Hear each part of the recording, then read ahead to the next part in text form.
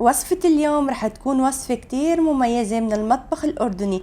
رح نعمل اليوم ألذ وأطيب منسف أردني بالجميد الكركي، وصفة كتير شهية. تابعوها معي وتعالوا نشوف كيف رح نعمل المنسف، ولا تنسوا تشتركوا بقناتي وتعملوا لايك وشير للفيديو. معنا 2 كيلو لحمة خروف موزات بالعظم، وممكن تكون موزات عجل أو حسب الرغبة، ومنضيف عليهم قطعتين ليه، وكمان خبز شراك أو خبز الصاج، ومعنا قرصين جميد كركي أنا مكسرتن ونقعتن قبل بيوم. طبعا هذا هو الجميد الكركي، بيجي على شكل أحجار، بيكون معمول من لبن الغنم المجفف. واللي مو متوفر عنده الجميد الكركي ممكن يستخدم مكعبات الجميد والزبادي. وهلأ رح ننزل الجميد بالخلاط ونتركه لحتى ينعم،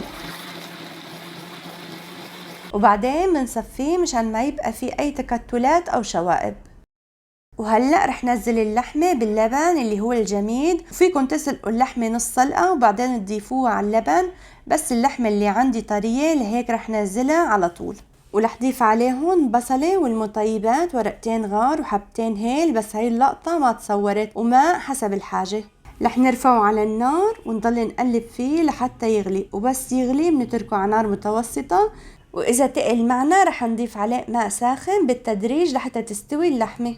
لطبخ كيلو ونص رز رح نحتاج نص كوب زيت وربع كوب سمنة حيواني، ورح نضيف عليهم رز مصري مغسول ومنقوع لمدة نص ساعة، ومعلقة ملح ومعلقة صغيرة كركم، ومنقلب منيح لحتى يتحمص الرز. وبعدين بنضيف عليهم 2 كيلو وربع ماء مغلي مدوب فيه معلقتين ماجي.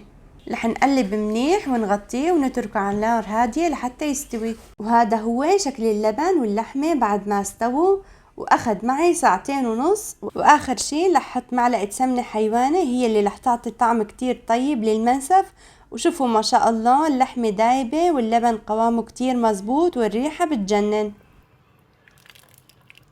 وبعد ما استوى الرز رح نبدأ بسكب المنسف. أول شي رح نبدأ بفرد خبز الشراك، وبعدين رح نشربه من اللبن الجميد على كل الأطراف، وبعد ما تشرب رح نضيف فوقه الرز، وبعدها بنبدأ بصف قطع اللحم. شوفوا ما شاء الله اللحمة دايبة دوبان. وهلأ رح نسقي اللحمة بلبن الجميد على كل القطع بهي الطريقة، وبعدين منزينها باللوز المقلي يلي هيعطي المنسف طعم وشكل ولا أروع. رح نسكب باقي الجميد ونقدمه جنب منسفنا، ورح نختمها برشة السمن العربي يلي هتخلي المنسف بحتة تانية خالص. وبعد ما أكلتنا جهزت رح نغطيها بخبز الشراك، وهي هي أصول تقديم المنسف الأردني. وهلأ صار وقت نكشف عن منسفنا ونقدمه. وهي كانت وصفتنا لليوم، وإن شاء الله تكون نالت إعجابكم، وبألف صحة وهنا.